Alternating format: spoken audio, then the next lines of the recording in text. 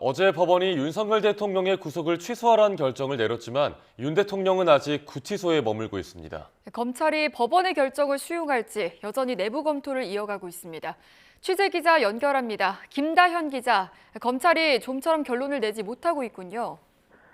네, 법원의 구속 취소 결정에도 윤 대통령이 구치소에서 나오려면 검사의 석방 지휘가 필요합니다. 검찰특별수사본부는 법원 결정에 불복하는 절차인 즉시 항고를 제기할지 고심을 이어가고 있습니다. 새벽엔 기자들에게 계속 여러 가지를 검토하고 있다며 밤새 검찰청에서 결론을 기다린 기자들은 일단 귀가해도 될 것 같다고 알렸다는 소식이 전해지기도 했습니다. 법원 결정에 불복하는 즉시 항고는 일주일 안에만 제기하면 되기 때문에 검찰이 시간을 좀 더 두고 이 문제를 숙고하려는 게 아니냐는 관측도 나옵니다. 네, 그런데 즉시 항고의 효력을 놓고 법조계에서도 여러 해석이 나오고 있다고요?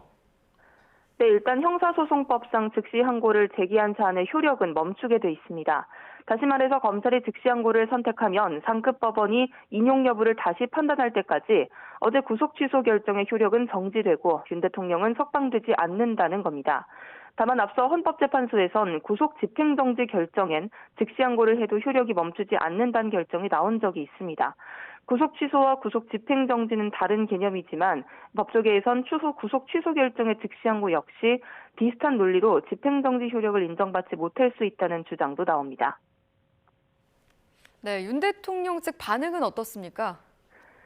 네, 윤 대통령 측은 검찰을 향해 당장 윤 대통령 석방을 지휘하라고 강하게 요구하고 있습니다. 어제 법원 결정은 사필 규정이다, 환영하는 반응을 보였는데요.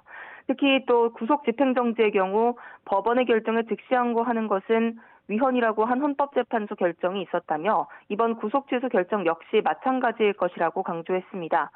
앞서 법원은 윤 대통령의 구속 취소 청구를 받아들이며 크게 두 가지 이유를 들었습니다. 먼저 재판부는 윤 대통령이 이미 구속 기간이 끝난 상태에서 재판에 넘겨졌다고 보는 것이 타당하다고 판단했고요. 또 윤 대통령 측이 제기한 공수처 수사권 문제 역시 적법성에 관한 의문의 여지를 해소하기 위해 구속 취소를 결정하는 것이 바람직하다고 봤습니다. 지금까지 사회부에서 전해드렸습니다.